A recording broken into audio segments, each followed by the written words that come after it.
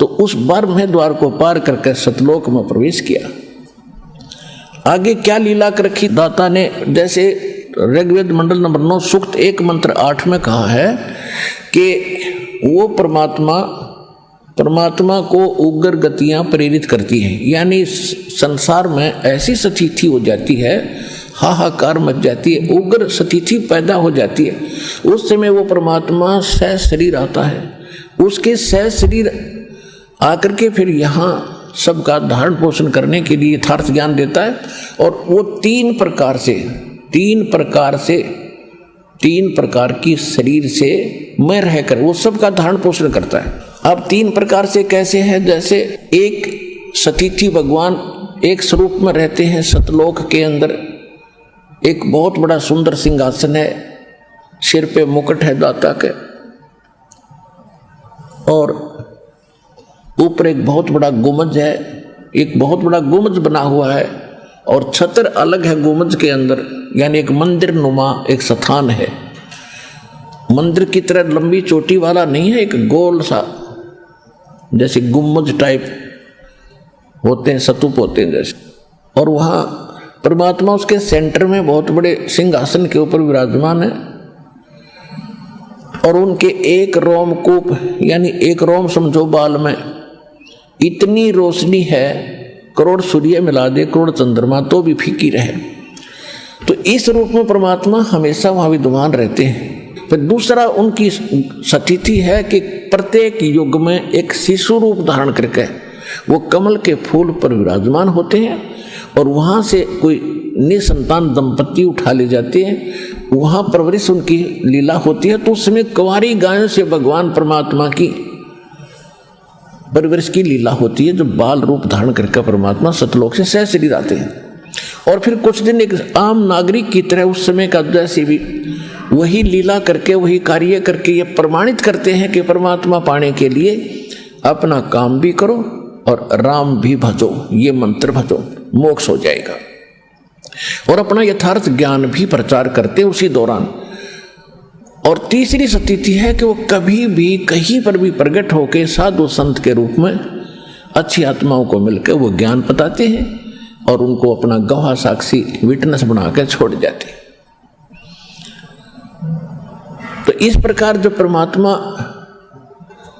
एक रूप में तो नीचे से जा रहे थे, एक साधु संत जिंदा महात्मा के रूप में गरीबदास जी को लेकर के, और दूसरे रूप में वो विराजमान थे सिंहासन के ऊपर, एक रोम यानी बाल में करोड़ सूर्य मिला दे करोड़ चंद्रमा इतनी रोशनी एक बाल की थी।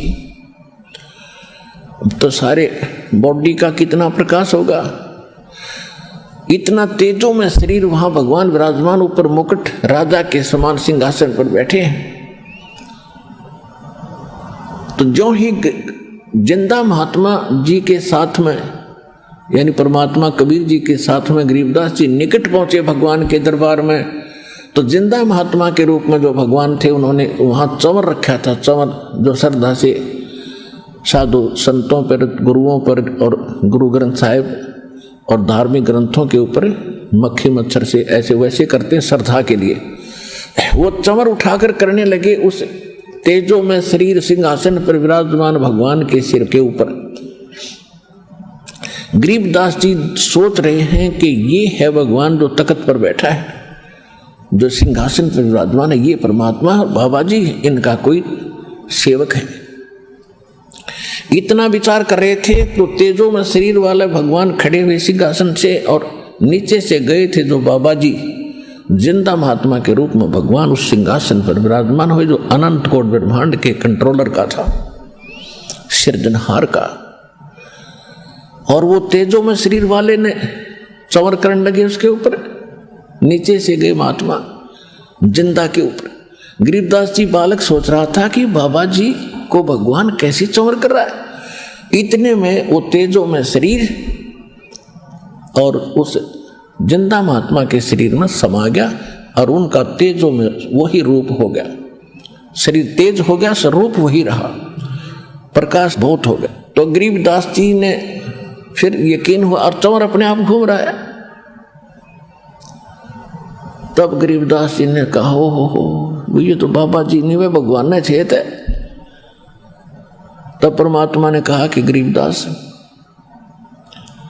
आप यहां रहा करते बच्चों, और ये देख कितने अच्छे बाग बगीचे हैं, कितने अच्छे महल तुम्हारे बने बनाए रखे हैं, इनको छोड़कर तुम गलती से यहाँ से चले गए।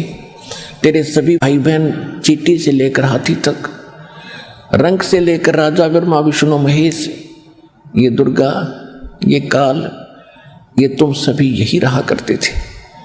और देखो यहाँ किसी चीज़ का अभाव नहीं है, सभी युवा शरीर है, कभी मृत्यु नहीं होती, कभी वृद्ध नहीं होते, और कितना सुंदर इनके परिवार हैं, कैसे खुशहाल हैं। और वहाँ काल ने इसकी नकल कर रखे, डुप्लीकेट बना रखे, मिट्टी के शरीर दे रखे तुम्हें मूर्ख बनाने के लिए। और कितने खुश होए बैठे हैं वहाँ लोग, ये मेरा बेटा है या मेरी बेटी है, ये मेरी कार है या यानी ये मेरी संपत्ति है। और जब चाहे उसको मार डालता है, जब चाहे उसको लेकर खा जाता है। ये काल का लोक है, कसाई का लोक है, वहाँ तुम रह रहे हो। तो गरीबदास जी को खूब सारा कुछ दिखा दिखू के और सारा ज्ञान समझा के और कहा बेटा अब तुम वापस जाओ और आंखों देखा ज्ञान सुनाओ अपने भाई और बहनों को। आप मेरे विटनेस बनो, गवाह बनो। आने वाले समय में तुम मेरे प्रत्यक्ष दृष्टा गवाह बनो, ताकि तेरे भाई बहनों को विश्वास बने। अब गरीबदास जी कहने लगे भगवान अब इस लोक से मेरा जाने को दिल नहीं करता, वो तो कति सड़ा हुआ लोक है। गरीबदास जी ने आके बताया कि 100 योजन तक जात है। ओए होए 100 योजन तक जात है या दुनिया की गंद। ओए होए यानी 1200 किलोमीटर ऊपर तक यहाँ की बदबू जाती है। ये इतना खराब लोक है। तो परमात्मा ने समझाया कि तुम्हें जाना पड़ेगा, क्योंकि आप पहले यहाँ भक्ति युक्त थे और वहाँ जाकर तुम बिल्कुल कंगाल होगे। यहाँ तभी आ सकोगे जब आप उतने ही चार्ज हो जाओगे जितनी भक्ति तुम यहाँ से कमाई लेकर गए थे। इतने चार्ज होकर ही वापस आओगे। और अब मैं तुम्हें ऐसा मंत्र दूंगा, सतनाम और सारनाम। बेटा इसकी थोड़ी ही कमाई से तुम घने धनी हो जाओगे। जो गरीबदास जी ने अपनी अमृतवाणी में बताया है और परमात्मा ने ये ज्ञान गरीबदास जी को दिया था। सतनाम पालड़ रंग होरी हो, ये 2 मंत्र का अक्षर है। सतनाम एक ओम एक तत् गुप्त है। जिनको सतनाम प्राप्त है उनको मालूम है। इस 2 अक्षर के मंत्र को सतनाम कहते हैं। और गरीबदास जी की वाणी में ये 2 अक्षर लिखे हैं, लेकिन हम थोड़ा सा इसको गुप्त रखने के लिए सिर्फ सतनाम बोल देते हैं। सतनाम पालड़ रंग होरी हो और 14 लोक चढ़ाव राम रंग होरी हो। 3 लोक पास्यंग धर रंग होरी हो, तो ना तुले तुलाया राम रंग होरी हो। एक होरी नाम का अंग है। गरीबदास जी ने अपने अमृतवाणी में आंखों देखा जो लिखा है, उसकी ये चंद पंक्ति दास आपको सुना रहा है। क्या बताया कि एक सतनाम का एक बार सुमन कर लिया आपने, इसकी कितनी वैल्यू है, कितनी कीमत है। ओए होए सतनाम एक सिमरण कैसे होगा? जैसे ये 2 अक्षर का मंत्र है, एक मंत्र बाहर छोड़ना होता श्वास के द्वारा और दूसरा मंत्र लेना है अंदर। तो ये कंप्लीट हो गया, एक मंत्र बन गया, सतनाम का एक सिमरण हो गया। और इसको करना कैसे है? जैसे बाहर जब छोड़ते हैं तो उस समय यही ध्यान रहे आपको कि मैं किस नाम का उच्चारण कर रहा हूं। बाहर छोड़ते समय श्वास के द्वारा एक थोड़ा सा जाप होता है, तो उस पर आपका ध्यान रहे। कबीर साहब कहते हैं कि शब्द गुरु चित चेला रे। उसके बाद जब आपको नाम मिल जाए, जैसे गुरु जी के बारे में बताया है कि कहे कबीर तुम चरण चित राखो, जो सुई में डोरा रे। शरण पड़े को गुरु संभाले, जान का बालक भोरा रे। और कहे कबीर तुम चरण चित रखो जो सुई में डोरा रे, कि अपने गुरु जी के साथ इतने कनेक्ट हो जाओ, इतनी श्रद्धा रखो, जैसे सुई में धागा डाल दिया जाता है तो वो लटकता रहता, उसके साथ ही साथ उससे दूर नहीं हो पाता। अब जो भक्ति के समय क्या बताते हैं कि जो मंत्र गुरु जी ने दे दिया वो गुरु मंत्र कहलाता है, वो गुरु नाम कहलाता है, और सतगुरु नाम नहीं, सतगुरु का जाप नहीं करना, गुरु मंत्र सतगुरु से जो प्राप्त हुआ। जैसे परमात्मा की जो वाणी है इसमें बहुत से सांकेतिक शब्द हैं। वो कैसे है कि कहते हैं हरि सुमरे सो वार है और गुरु सुमरे हो पार। अब यहां गुरु का सिमरन नहीं, गुरु जी ने जो मंत्र दिया है उसको जो सिमरन करते वो पार होंगे। तो गुरु मंत्र होता वो गुरु का सिमरन कहलाता है। अब वैसे तो आपका लगाओ गुरुदेव के अंदर ऐसा हो कि अन्य गुरु और संत के प्रति सौपन में भी भाव नहीं आवे। और फिर जब गुरुजी ने मंत्र जो दे दिया जिस समय तुम जाप करते हो उस समय आपको, ये राधा स्वामी वाले कहते हैं सुरत शब्द का अभ्यास करते हैं। और अभ्यास क्या करते हैं, 2.5 घंटे सुबह 2.5 घंटे शाम बैठकर ध्यान लगाते हैं, धुन सुनते हैं। ये इनका सुरत शब्द अभ्यास बताया इन्होंने। तरह के जो नाम आपको दिया है सिमरन करते समय उसके ऊपर वो सुरत लगाओ, सुरत मीन चित लगाओ, ध्यान लगाओ। वो शब्द तो गुरु हो गया, जो गुरु जी ने मंत्र दिया है, नाम दिया, वो तुम्हारा गुरु समझ लो और आपके मन को उसका चेला बना दो। जो सुई में डोरा रे शब्द गुरु चित चेला रे। तो ये शब्द सुरत अभ्यास है कि सिमरन करते समय आपका ध्यान उस सिमरन के जो अजप्पा जाप आप करते हो उस जाप के ऊपर रहे। मैं बाहर कौन सा मंत्र छोड़ रहा हूं और अंदर कौन सा ले रहा हूं, ध्यान ना डगे। अगर ये ध्यान डग गया और वैसे सांस लेंगे उसका लाभ क्या हुआ। तो ये है सुरत शब्द अभ्यास। ये प्रैक्टिस करनी होती है कि नाम पर ध्यान डटा रहे। कबीर साहब कहते हैं कि माला तो कर में फिरे और मनवा फिरे चूं और, तो ये सुमन नहीं है। जीव या तो मुख में फिरे और माला कर में ध्यान की तौर घूम रहा, तो कहते ये सिमरन नहीं। तो ये सुरत शब्द अभ्यास इसको कहते हैं कि सिमरन करते समय एकाग्र चित्त करो और क्या जाप करें उसको ध्यान रखो, वो सिमरन है आपका। वो चाहे कितनी देर बैठे रहो या चलते हुए कुछ भी आप सोच रहे हो माला हाथ में ले रहे हैं, वो घूमती रही और उस नाम लेते समय चित्त यानी सुरती नहीं लगी तो उसका कोई वैल्यू नहीं है। तो सुरत और मन ये 4 पदार्थ एक करने पड़ेंगे, सुरत, नृत, मन और पवन। पवन तो श्वास है ही, और सुरत जब लगी मन आप पे उसके साथ आ जाएगा और नृत्य भी साथ रहेगी। जब हम उस पर चित्त लगा देंगे तीनों ऑटोमेटिक आ जाएंगे। श्वास वो है ही, श्वास तो हमारा आ ही जा रहा है, उसके साथ जब हम उस मंत्र भी बोलेंगे, उच्चारण करेंगे मंत्र का अंदर से श्वास से, तो उसके साथ जब हम ध्यान लाएंगे तो अपने आप तीनों वो साथ आ जाएंगे। सुरत, नृत्य और मन इनका एक इकट्ठा जोड़ा बनेगा और पवन चल ही रहा श्वास। तो सुरत, नृत्य, मन, पवन ये 4 इकट्ठे होते ही ये एक सिमरन जो आपने कर दिया उसकी कीमत बताई है। तो ये एक सतनाम हो गया, एक बाहर छोड़ा, एक मंत्र एक अंदर ले गए, ये कंप्लीट हो गया। इस विधि से किया हुआ उसकी कीमत बताते हैं कि सतनाम एक तखड़ी के तराजू के एक पलड़े में सतनाम के एक जाप की वैल्यू रख दे, और इस काल के एक ब्रह्मांड के 14 लोक हैं, वो 14 के 14 इसमें रख दे ठाके उनकी कीमत अपोजिट पलड़े में दूसरे में। और 3 लोक ये पृथ्वी, पाताल और स्वर्ग लोक को पासंग रखते। पासंग सौदे में नहीं होती। आप लोगों ने पासंग का नहीं पता, क्योंकि ये हरियाणवी भाषा के अंदर ये जो सूक्ष्म वेद तत्व ज्ञान परमात्मा से प्राप्त जो भगवान ने कहा ही था कि 12वें पंथ जो गरीबदास होगा उसको मैं दोबारा अपनी वाणी प्रकट करवाऊंगा उसके माध्यम से, है ये सूक्ष्म वेद।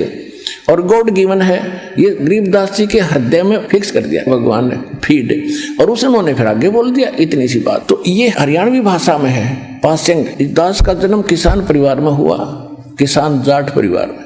और हमारे घर जब ये लाला लोग जैसे कोई गेहूं, चने, बाजरा, ज्वार सौदा लेने आते थे तो हमारे पिताजी उसको कहते थे, लाला जी पहले तराजू चेक कराते रही।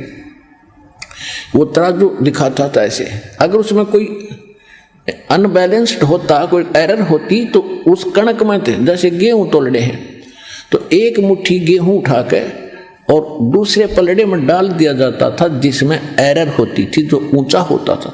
फिर वो जब बिल्कुल लेवल में आ जाते थे उसको फिर वो कणक उसमें पड़ी रहती थी, वो 10-20 दाने होते थे, उसको पासेंग कहा करते थे। उसी साइड में बट्टे रख दिए जाते थे और फिर दूसरी तखड़े से भर भर गेहूं और तोले जाते थे। सौदा तो वो था और वो थी पासेंग। वो 4 दाने पड़े रहे, उनका कोई वैल्यू नहीं थी। वो चाहे धनी का जाओ चाहे लाला जी का जाओ, उनका कोई वैल्यू नहीं थी।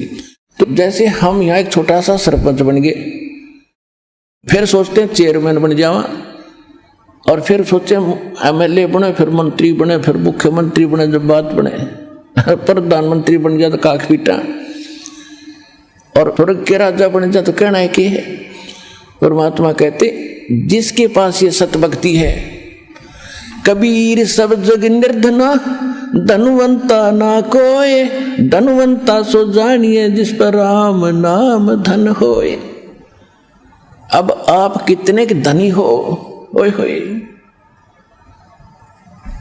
आपके पास कितना धन एकत्रित हो रहा है। एक श्वास का सिमरण जिसने श्रद्धा से कर लिया उसके पास कितना धन हो गया।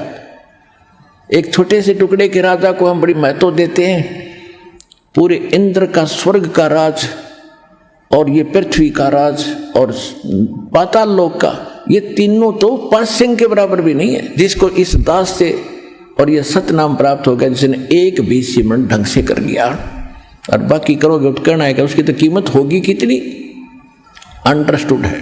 तो क्या बताया जा रहा है कि सतनाम पालड़ रंग होरी हो। होरी माने खुशी। जैसे आप होली मनाया करते थे, अब नहीं मनाएंगे। यहाँ का हमने कोई परंपरा का निर्वाह नहीं करना, क्योंकि ये करण के काम नहीं है भक्तों के। लाल मुंह कर ले बंदर कैसे कीचड़ मारे, कोई बकवाद करे, ये होरी हुई। कहते हैं जब भक्ति में लगी असली खुशी उस दिन होगी। एक भगत कह रहा था जी, नाम लिया उसने कि 11 साल हो गए हमने आज तक कोई त्योहार नहीं मना लिया। ऐसी घटना घट जाती है कभी हमारे घर में, या मेरे चाचा के, या कोई बटेऊ बहन का मर जाता है पति, 10-11 वर्ष हो गया हमने कोई त्योहार नहीं मना लिया, तो फिर तो बाकियों को नहीं होगा क्या ये हादसा। तो यहाँ इस गंदे लोक में खुशी की कोई आशा ना रखो। और असली खुशी तो उसको हो जिसके पास राम नाम की होली खेल रहा है, और रोज खेल लो इस होली ने। कहते सतनाम पालड़ रंग होरी हो, भाई 14 लोक चढ़ावे राम रंग होरी हो, 3 लोक पासेंग धर रंग होरी हो, तो ना तुले तुलाया राम रंग होरी हो। ओए होए, अब कितना गजब का मंत्र आपको मिला है, ये कितना अनमोल रत्न था, और परमात्मा इसको कैसे छुपाकर बाईपास निकालकर इस समय तक सुरक्षित रखा आपके लिए खजाना, किसी का भनक भी नहीं लागने दी इसकी। और जिन महापुरुषों को परमात्मा मिले, जिनके शुभ नाम दास ने अभी गिनवाए थे, आदरणीय धर्मदास साहिब जी, आदरणीय मुल्कदास साहिब जी, आदरणीय नानक साहिब जी, आदरणीय दादू साहिब जी, आदरणीय गरीबदास साहिब जी, गांव छुड़ानी, जिला झज्जर हरियाणा वाले, आदरणीय गीसा दास साहिब जी, गांव खेखड़ा, जिला पहले मेरठ था, बागपत हो गया बताते हैं, उत्तर प्रदेश वाले, और आदरणीय रामानंद जी को। तो इनको परमात्मा मिले और इनको ये मंत्र दिया और इनसे प्रतिज्ञा करवा दी, धर्मदास मेरी लाख दुहाई, ये मूल ज्ञान और सार नाम की तबार ना जाए। ये सार नाम बाहर जो पढ़ी, ये बिचली पीढ़ी हंसनी तरही, ये सार नाम तब तक छुपाई जब तक ये 12 पंथ ना मिट जाए। आदरणीय नानक साहिब जी को परमात्मा की सख्त हिदायत थी। आपको बहुत बार दिखाया है जन्म साखी भाई बालावाली में। एक समय नानक साहब जी के साथ मर्दाना और बालाजी रहा करते थे, तो उन्होंने प्रार्थना की कि हम लंका देखना चाहते हैं। तो नानक जी ने उन्हें कहा कि आंखें बंद करो। आंखें बंद करके खोली तो समुद्र के किनारे इंडिया में खड़े थे, और फिर कहा कि मेरे साथ साथ समुद्र के ऊपर से आ जाओ, हम चलते हैं, लंका में चलेंगे। समुद्र पर ऐसे जा रहे हैं जैसे थल के ऊपर। उनको आदेश दिया कि तुम वाहेगुरु जाप करना। तो बाला और मर्दाना दोनों वाहेगुरु करते हुए जा रहे थे, और नानक जी वो सतनाम का जाप कर रहे थे 2 अक्षर का। तो मर्दाना ने देख लिया कि नानक साहिब जी सतनाम का जाप करे, तो भी सतनाम कर, वो 2 अक्षर का जाप करने लग गया। अब जो ही उसने वो अक्षर का जाप करा 2 अक्षर का, तो डूबने लग गया। नानक जी ने देखा, कहा कि मर्दाना तो गुरु की करनी की तरफ मत देखे, जो मेरा आदेश उसका पालन कर, नहीं तो दुख हो जाएगा तेरे को। तो उसने फिर वाहेगुरु शुरू किया, तो वो फिर सुरक्षित हो गया। तो इतना गजब का झटका दे दिया, और साथ में ये डिक्लेयर भी कर दिया कि मैं ये नाम जाप करता हूँ और तुमने नहीं करना, खबरदार। तो इस घटना से सिख समाज इतना डर गया कि उन्होंने जहां भी ये मंत्र वाणी में था वो वाणियां छोड़ दी। जब गुरु ग्रंथ साहिब की इन्होंने गुरु ग्रंथ साहिब की बीड़ बांधी, यानी एक जिल्द में सब संतों की वाणी इकट्ठी की, तो नानक साहिब जी के जहां भी ये शब्द थे, ये तो बहुत गणे थे। प्राण संगली के अंदर तो बहुत गणा मैटर लिखा था उन्होंने, लेकिन इस डर के मारे कि कहीं कोई सिख बच्चा इस सतनाम के मंत्र का जाप कर लेगा तो गुरुदेव की आज्ञा का उल्लंघन होने से वो पाप का भागी हो जाएगा, उसको हानि हो जाएगी मर्दाना की तरह। और ये खेल था, महापुरुषों का आदेश था, उनको बता दिया था भगवान ने कि अभी माँ बताना, नाश हो जाएगा बात का। एक काल के दूत ये जितने पंथ चल रहे हैं, इनके पास ये मंत्र होते तो आज कैसे भिन्नता बताता ये दास आपको कि वो नकली हर असली ये है। अरे इन महापुरुषों ने ये जाप किए, ये आपके लिए खजाना छुपा रखा था। आप कितनी किस्मत वाले हो, आपको मालूम नहीं, दास को मालूम है।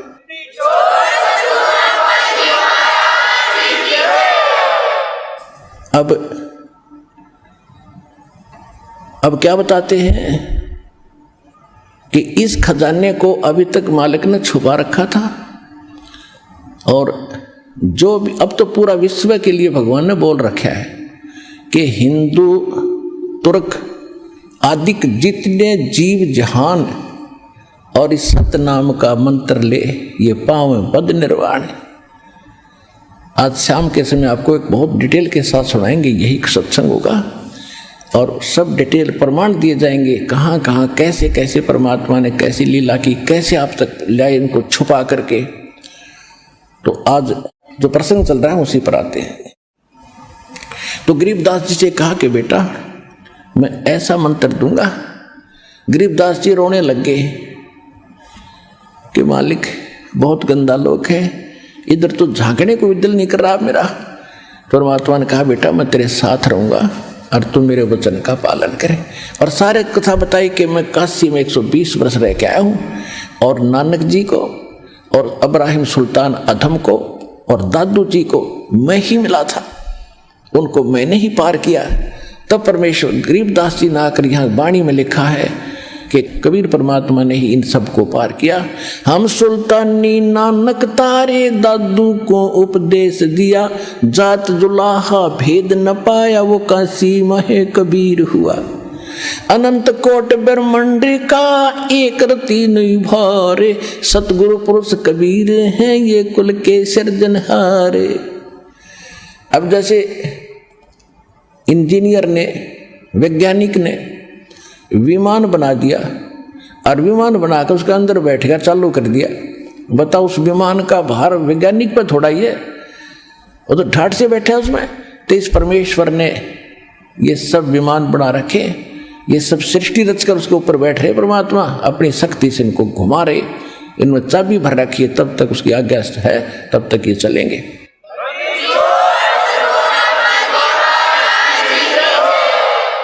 अभी तक किसी को सिर पैर पता नहीं था भगवान का कौन है कैसा है। सट्टे मारा करते, वो तो कण कण में व्यापक है, कहीं रहता ही नहीं है, केवल भगवान का प्रकाश देखा जाता है। अरे सूर्य का प्रकाश देख रहे हो, सूर्य को निराकार बता रहे। अकल देखो हमारे धर्म गुरुओं की। तो ये टीचर नहीं थे भाई, सिलेबस से भी परिचित नहीं थे, ये कति आप जैसे ही थे, बाकी वाक चातुर्य इनके अंदर ज्यादा था, जिस कारण से आप जी को इन्होंने फंसा कर काल के जाल में जकड़ दिया। अब इस जाल को काटने का ये तत्व ज्ञान दास को दे दिया। इसको काट के अब सतलोक चलेंगे। ये तो कटेगा ही, भगवान का आदेश है, इसको रोक नहीं सकेगा। और आपको मालूम नहीं, लेकिन धीरे धीरे ज्ञान भी होगा। दास के साथ कितना संघर्ष हुआ 20 वर्ष के इस जीवन में। जब से दास को नाम देने का आदेश हुआ 1994 से आज तक 20 वर्ष हो गए। 20 वर्ष में 1 मिनट भी दास को सुख का सांस नहीं आया है। और निकला था इसलिए कि भक्ति करूंगा, ठाठ से रहूंगा, नौकरी भी छोटी थी, पर परमात्मा के इस मिशन को समझने के बाद चाहे सर जाओ, चाहे धड़ जाओ, और चाहे कुछ भी ना हो, सफल करना मालिक के आदेश से ये सफल होगा।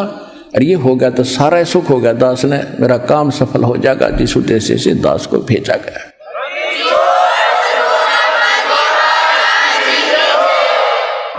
इन झूठे गुरुओं ने सन 2006 के अंदर एक ऐसी अफवाह फैलाई, इनके पास जवाब तो रहा नहीं, विशेषकर क्योंकि यहाँ दानंद महर्षि दानंद के चेले का प्रभाव था। ये दानंद की धोती सी धोकर धरती, इसका कति ज्ञान की खाल उतार दी।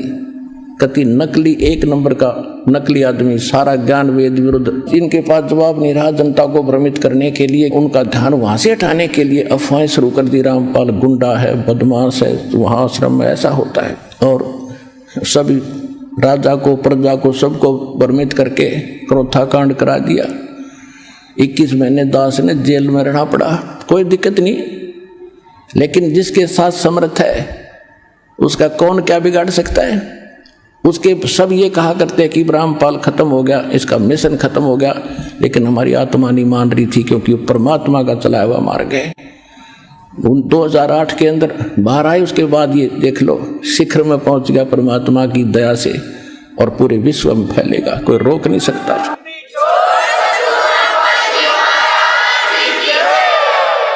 और हमारे भगवान के साथ उस समय भी ऐसे जालिम जुल्म हुए थे।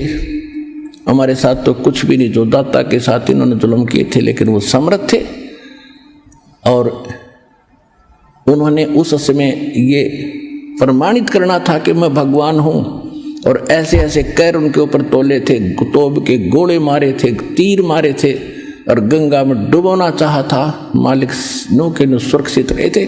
हमारी बुद्धि पर पत्थर पड़ गए थे, फिर भी उसको धानक दुल्हा समझते रहे, भगवान नहीं जाना। और इसी कारण से मार खाते रहे। अब ये दास भेजा उस लाल की पहचान कराने के लिए, आपको एक एक पॉइंट पर 6 प्रमाण दे दूंगा, ठाक है, गुंजाइश नहीं छोड़ दूंगा इस मन को कि तो बकवाद करण की। Kabir is God, Kabir is God. तो गरीबदास जी को परमात्मा ने कहा कि आप जाइए और मैं तेरे साथ रहूंगा बेटा, ना वो काल भक्ति करने दे तुम्हें। जिस दिन आप यहां से दीक्षा ले लेते हो पुण्यात्मा हो, आप पीछे जाते हो, भगवान आपके घर पर पहले पहुंच जाते हैं। जैसे आप किसी बिजली वाले के पास जाते हो, महकमे में उससे कनेक्शन लेने के लिए फॉर्मेलिटी पूरी करते हो, आपके साथ लाइनमैन भेज दिया जाता है, और 1 मिनट में तार जोड़ते हो, आपके घर में कनेक्शन बिजली आ जाती है। तो दास वो लाइनमैन है इस परमपिता का, आपके तार ये दास से जोड़ सके, उसको आदेश है। और यहाँ तार जोड़ते ही आपके घर पर पहुँच लेती है परमात्मा की पावर। लेकिन संभाल के रखना, कनेक्शन कटने ना देना, इस नाम को सुरक्षित रखना। परमात्मा ने कहा बेटा बहुत बड़ा उपकार करना आपने, ऐसा ज्ञान दूंगा तेरे को, आने वाले जब कलयुग 5505 बीत जाएगा, उसके बाद ये ज्ञान शुरू होगा, तो इस ज्ञान का फिर बड़ा सहयोग होगा। और अब तक पिछले जो मैं ज्ञान देख रहा था, जो आज से 600 वर्ष पहले, आज से जब कबीर रूप में वहाँ धारणक रूप में रहा था, तो वो इन्होंने काल के दूत घुस गए ये 12 पंथों में, इन्होंने उसमें कुछ परिवर्तन कर दिया अपने हिसाब से। अब ऐसा सच्चा ज्ञान दे दूंगा तो इसको सुरक्षित रखना और ये लिखवा देना। और युग काम आओगा अपने जब 5505 वर्ष बीत जाएंगे, तब इसको इसके रहस्य गुड़ रहस्य फिर बताएंगे। अब अपना केवल प्रचार कर देना। तो गरीबदास जी प्रसन्न हुए कि जो आज्ञा भगवान ने। फिर परमात्मा ने कहा कि शीघ्र जा।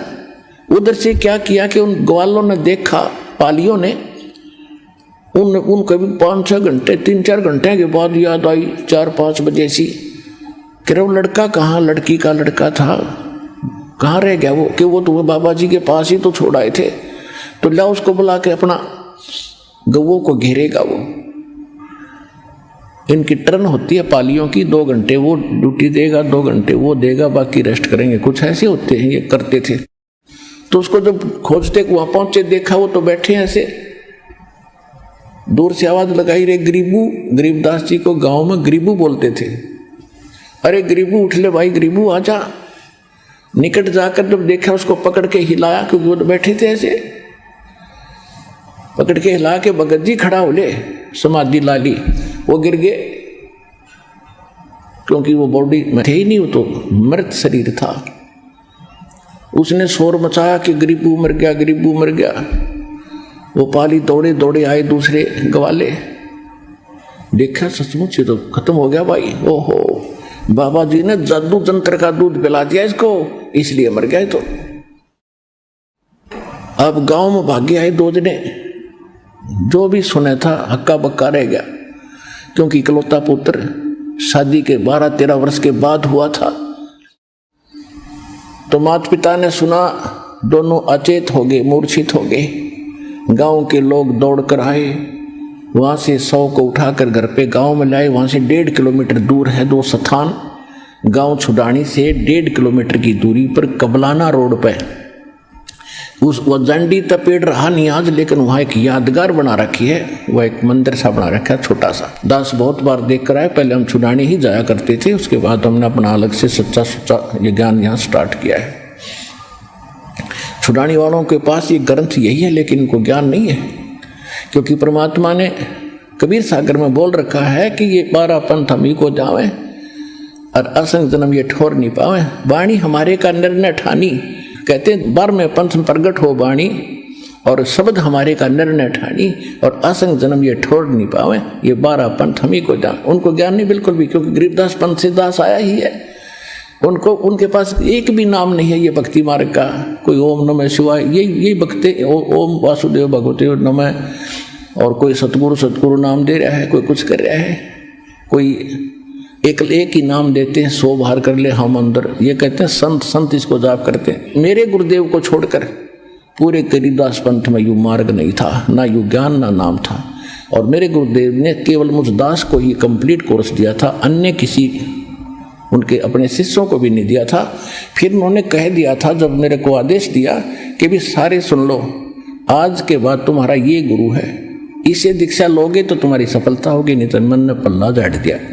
मैं तुम्हारा गुरु आज के बाद नहीं रहा। सैकड़ों की संख्या में विराजमान थे जब उन्होंने ऐसा कह दिया।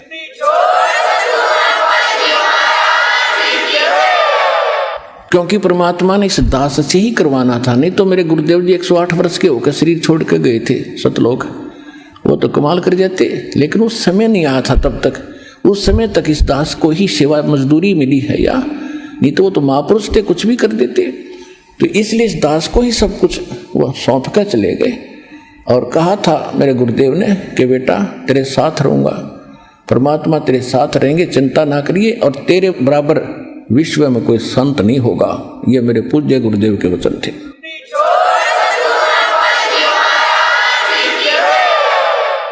अब कहते हैं गुरु जी तो जो चाहे सो कर दे, साधु बोले सहज स्वभाव जो चाहे सो कर दे।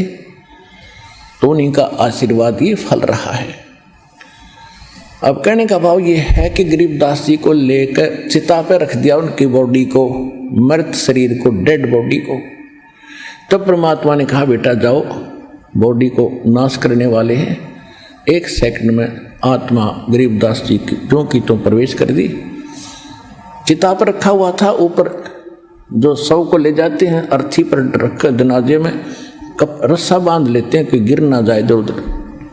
वो रस्से भी ना खोल लेते, आग लगाने से पहले रस्से खोल देते, तो वो रस्से अपने आप खुल गए और गरीबदास जी ऐसे होकर खड़े हुए। अब वो यदि उस दृश्य को ना देखते कि गांव वाले रो रहे हैं, माता पिता बिलख रहे हैं और चिता के ऊपर रखा हुआ, तो शायद उनको भी कभी न कभी भ्रम हो जाता कि स्वप्न देखा होगा। अब इसको देख करके वो भी पक्का हो गए कि आज मालिक से मिलकर आए हैं। और उसके बाद गरीबदास जी ये वाणी बोलने लगे जो परमात्मा ने फीड कर दी थी। और गांव वालों ने सोचा ये पागल हो गया, मेंटल हो गया, क्योंकि जो वाणी वो बोलते थे गांव वाले सुनते नहीं थे। जो भी प्रश्न करते थे वो दोहों से ही उसका उत्तर देते थे।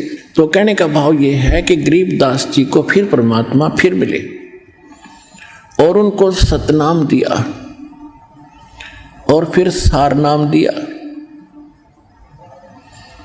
और फिर उनसे कहा कि बेटा अब इस सारनाम और सतनाम को तू डिस्क्लोज ना करना, लिख दे वाणी में। उन्होंने वाणी में कंप्लीट लिख रखा है। एक सीधी सी बात है, यदि गरीबदास जी ने किसी को ये मंत्र दिया होता तो ये उस परंपरा में चला हुआ आ रहा होता। और गरीबदास जी ने एक और विशेष, एक हमारे जो दादा गुरु, प्रथम जो गुरु जी थे दादा गुरु, यानी गरीबदास जी को जिसने सीधा नाम मिला था गरीबदास जी से, उनका नाम था शीतल दास। गरीबदास जी ने उस महापुरुष को ये मंत्र दिए थे और उसको कह दिया था कि केवल समय आने पर मैं संकेत करूंगा, उसी को देना और किसी शिष्य को ये मंत्र नहीं देना। ऐसे हमारी परंपरा में जो दास, केवल दास वाली इस लाइन में, ऐसे ही दाता ने समय समय पर प्रेरित करके उन महापुरुषों को ऐसे ही गाइडलाइन देते हुए इस दास तक पहुंचा। ये मेरे पूज्य गुरुदेव ने भी मेरे अतिरिक्त ये मंत्र किसी को नहीं दिए थे। अन्य देते थे पहले मंत्र, पहला मंत्र ही सबको देते थे। और फिर उन्होंने बाद में पल्ला झाड़ ही दिया था कि भाई अब मैं गुरु नहीं, अब तुम्हारे गुरु ये हो गया। आज के बाद मैंने इनको आशीर्वाद दे दिया, मेरे पास जो था इनको दे दिया।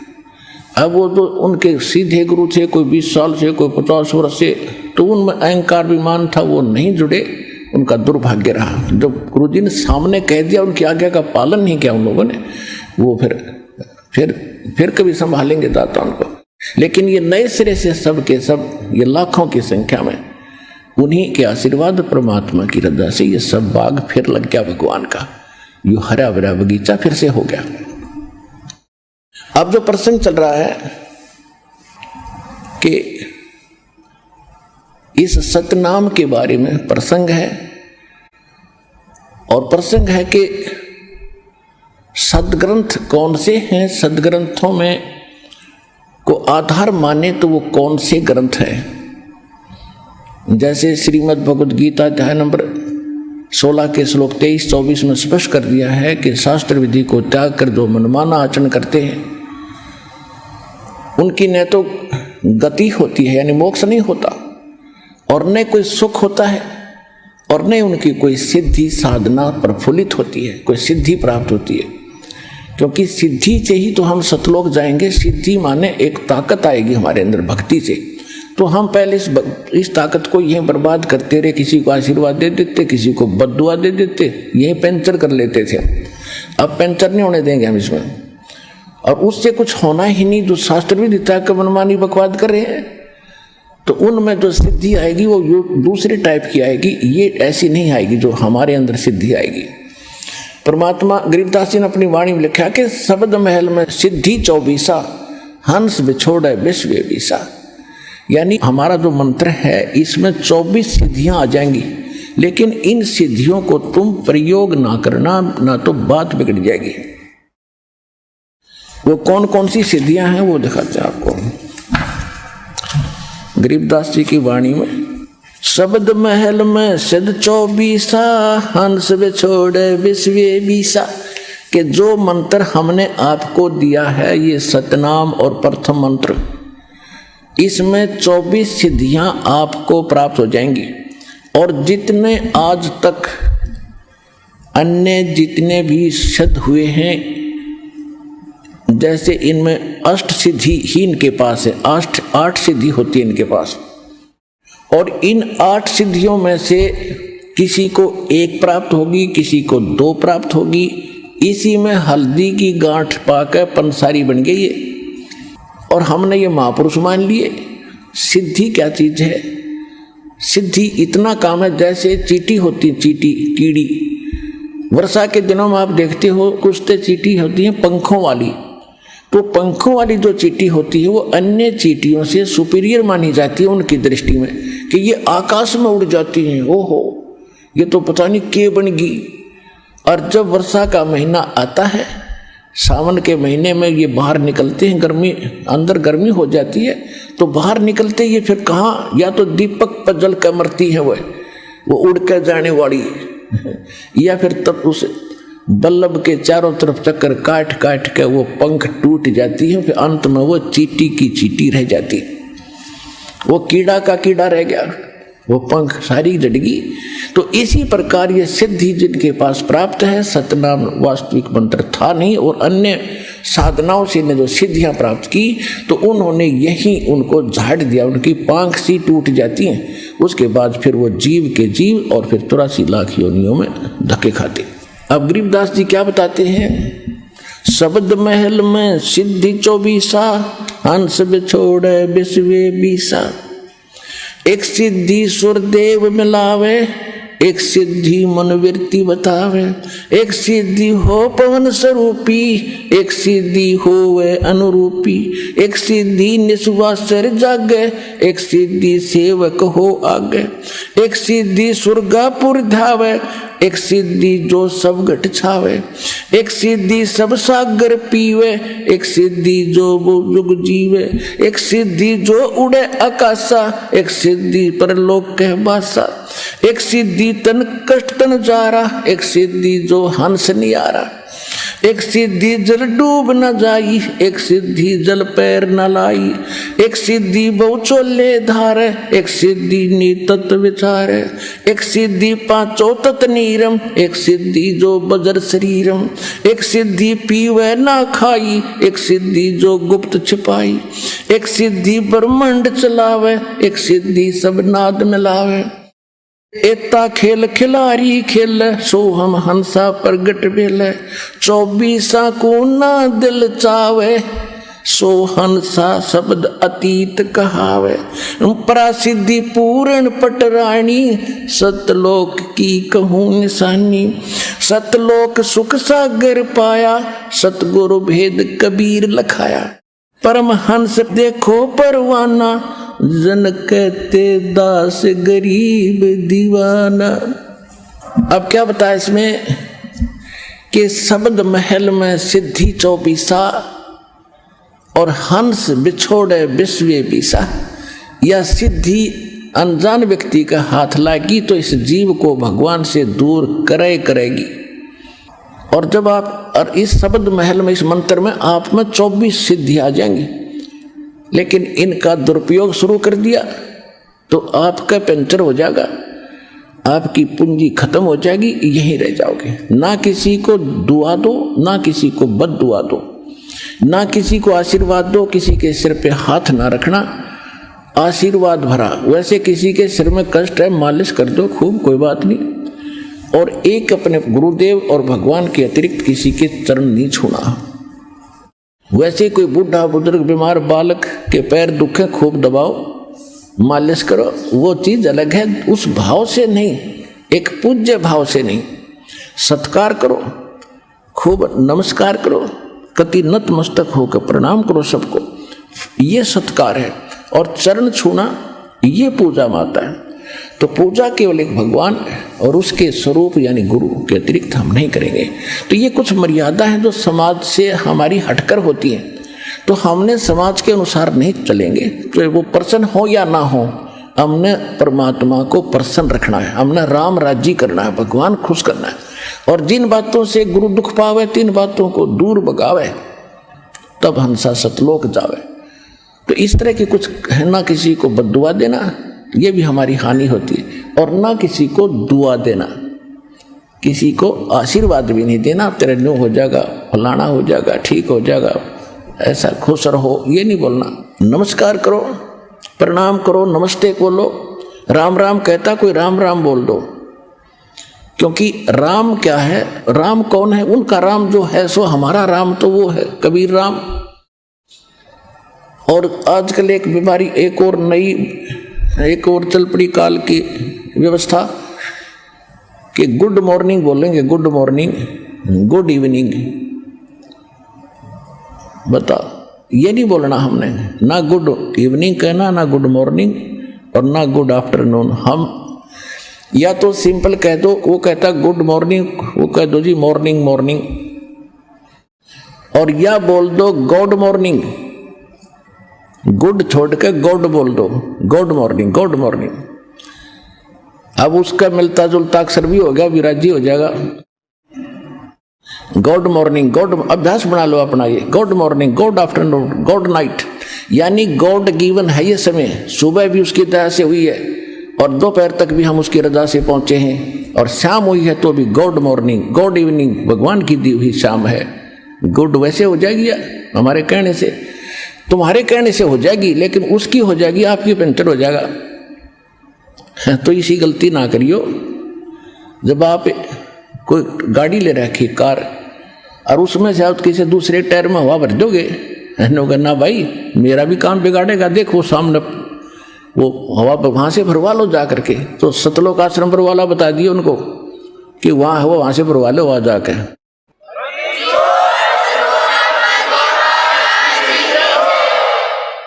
तो इसमें क्या बताया है कि शब्द महल में सिद्ध 24 और हंस बिछोड़े विश्व 20। हमारे इस मंत्र में 24 सिद्धि आ जाएंगी।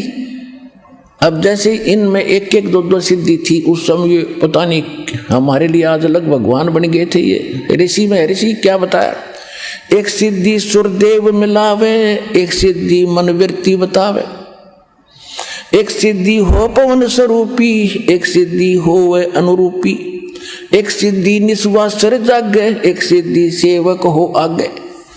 अब देखो, एक सिद्धि निस्वासर जागे, दिन रात जागे, यह सिद्धि होगी, दिन रात उसको नींद नहीं आती, बैठा रहता है। आदरणीय गीसा दास साहिब जी, गांव खेखड़ा, जिला बागपत हो गया, पहले मेरठ था। उनके एक शिष्य हुए नेकी राम जी, जो नारी वाले बोले जाते, नारी गांव के थे, वह जाट थे। तो उन्होंने आदरणीय गीसा दास साहिब जी से दीक्षा ली थी, और गीसा दास साहिब जी के पास वो मंत्र था, लेकिन उनको उन्होंने प्रथम मंत्र दिया था, वो जो प्रथम मंत्र हम आपको देते।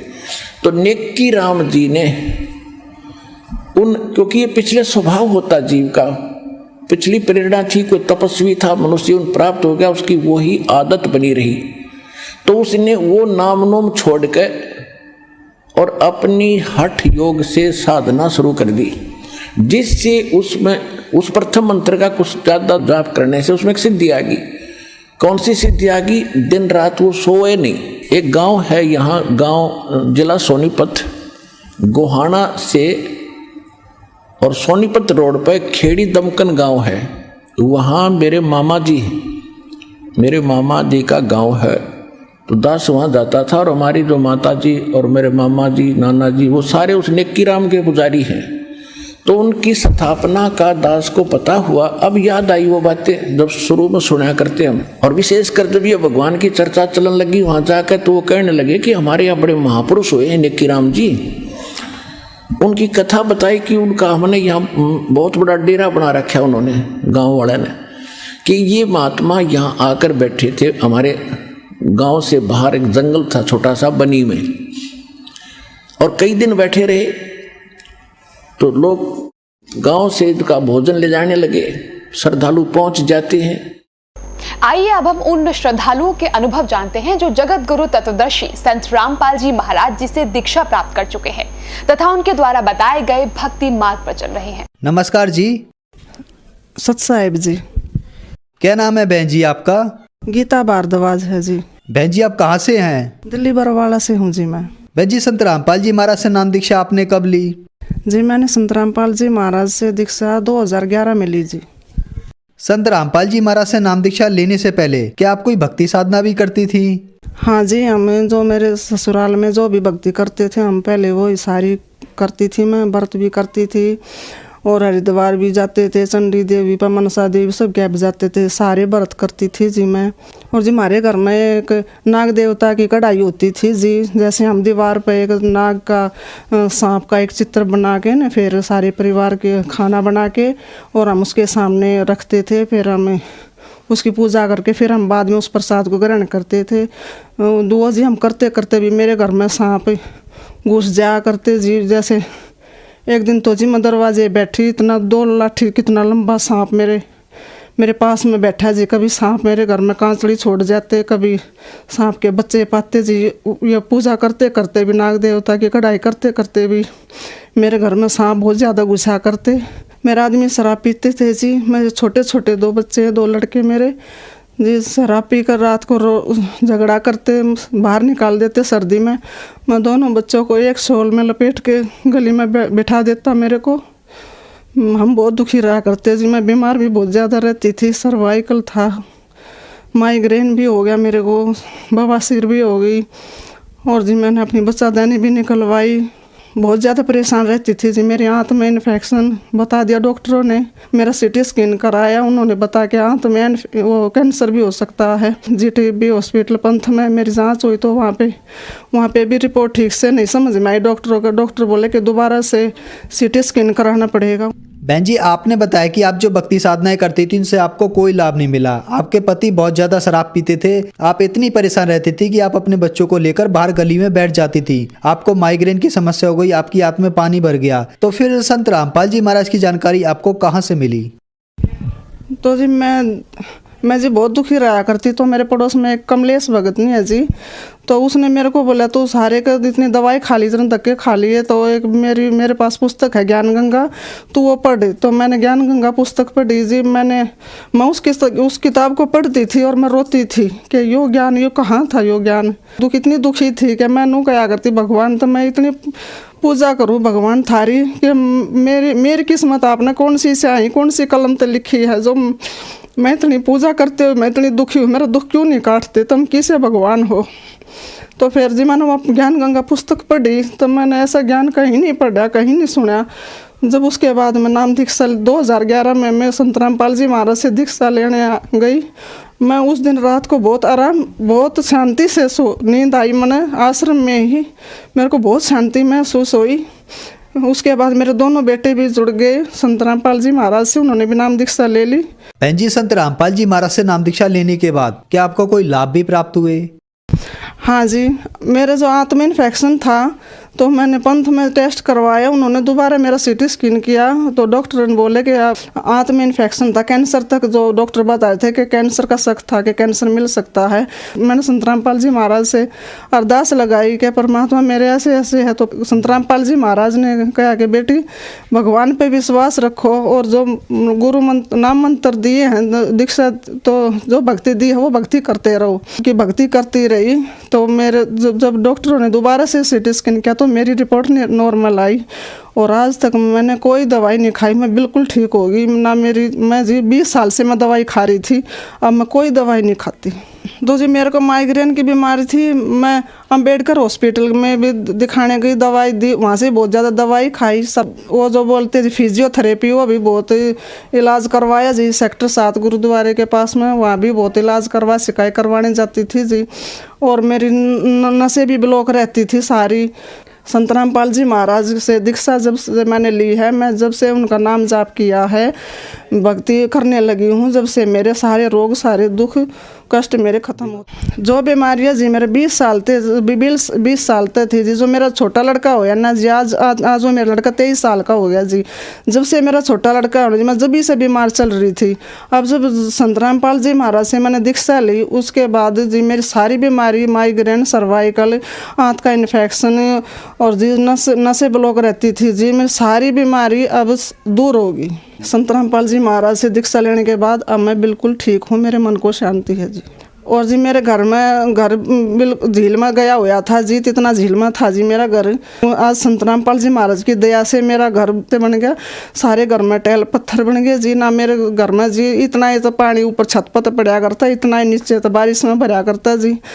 संत रामपाल जी महाराज की दया से मेरा घर अब बहुत अच्छा बन रहा है। भाई मेरा छोटा लड़का है तो उसको जी डेंगू हो गया था जी, तो डॉक्टरों से उसका टेस्ट कराया तो उसके 43 प्लेट रह गई थी कि डॉक्टर ने कहा था कि इसका तो सारा खून बदलवाना पड़ेगा, दोबारा से खून चेंज करना पड़ेगा। तो जी मैं तो गुरुजी नाम दीक्षा ले रखी थी, मैं गुरुजी से अरदास करती, मैंने संत रामपाल जी महाराज से मैंने प्रार्थना करवाई कि गुरुजी अगर तू सच्चा भगवान है ना तो मेरे बेटे को जिंदा कर दे, मेरे बेटे ने बचा ले तू। तो जी 2 ही दिन के बाद संत रामपाल जी महाराज ने मेरे को बताया कि बेटी भक्ति करती रह, भगवान पर विश्वास रख, मंत्र जपते रहो, मंत्र मत छोड़ना। मैं मेरा बेटा मंत्र करते रहे, बीमार था जैसे फिर भी मेरा बेटा मंत्र करता रहा। तो जी संत रामपाल जी महाराज ने इतनी दया करी जी, मेरे बेटे की 2 दिन में 2 लाख प्लेट बढ़ा दी। इस भगवान का, संत रामपाल जी महाराज का मैं बहुत आभारी हूँ। अब संत रामपाल जी महाराज की दया से हम माँ बेटा बहुत खुश हैं। पहले ऐसा था जी, मेरा आदमी शराबी था जी, तो हमारे घर में आटा तक नहीं होया करता। और आज संत रामपाल जी महाराज की दया से मेरे घर में आगे से आगे राशन भरा रहे हैं। आज मेरे घर में ना तो बीमारी टोटा भी सारा दूर हो गया, सारी बीमारी दूर चली गई। आज हम बहुत खुश हैं जी। बहन जी, संत रामपाल जी महाराज से नाम दीक्षा लेने के बाद आपको बहुत सारे लाभ प्राप्त हुए। आपकी संत रामपाल जी महाराज ने सर्वाइकल माइग्रेन की समस्या और आंतों में इन्फेक्शन बगैर ऑपरेशन के ठीक कर दिया। और सबसे बड़ा चमत्कार ये हुआ कि आपके लड़के को डेंगू हो गया था, उसकी प्लेटलेट्स 43 रह गई थी, उसको दूसरे अस्पतालों में रेफर कर दिया गया। संत रामपाल जी महाराज ने उसको जीवन दान दिया और अगले ही दिन एकदम उसकी 2 लाख प्लेटलेट हो गई बगैर कुछ खून चढ़ाए हुए। तो ये बहुत बड़ा चमत्कार है। संत रामपाल जी महाराज ने आपको और आपके बच्चों को भी जीवन दान दिया। आपके ऊपर दुखों का कहर टूटा हुआ था। तो जो माताएं बहनें आपको देख रही हैं, वह भी किसी न किसी तरीके से दुखी हैं, उनके लिए आप क्या कहना चाहेंगी? मैं भगत समाज से यह प्रार्थना करना चाहती हूँ कि भाई जैसे मैंने सारे के धक्के खा लिए थे जी, मेरी तो यहीं पर सारा रोग कटा, रोग का निवारण संत रामपाल जी महाराज के शरण आने से मेरा रोग निवारण होया है। कि आप भी इधर उधर भटकने से अच्छा है संत रामपाल जी महाराज के शरण में आओ और अपना कल्याण करवाओ। यहाँ इस पृथ्वी के सुख है ये तो गुरु संत रामपाल जी महाराज जी रूंगे में देते हैं। और असली तो भक्ति मोक्ष की है कि हमारा जन्म मरण तो पीछा छूट जाए, ये भक्ति देते हैं हमारे संत रामपाल जी महाराज। बहन जी, संत रामपाल जी महाराज की शरण में कैसे आ सकते हैं? टीवी पे जी इतने चैनल आते हैं जी, सत्संग आता है 7:40 पे, तो नीचे एक पट्टी आती है जी, उसमें नंबर हैं, SMS करो जी और उन नंबरों पे अपना कांटेक्ट करो और संत रामपाल जी महाराज से नाम दीक्षा ले सकते हैं और अपना कल्याण करा सकते हैं। धन्यवाद बहन जी। सत साहिब जी।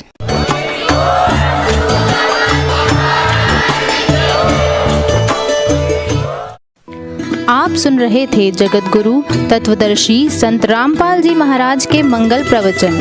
अधिक जानकारी के लिए संपर्क करें।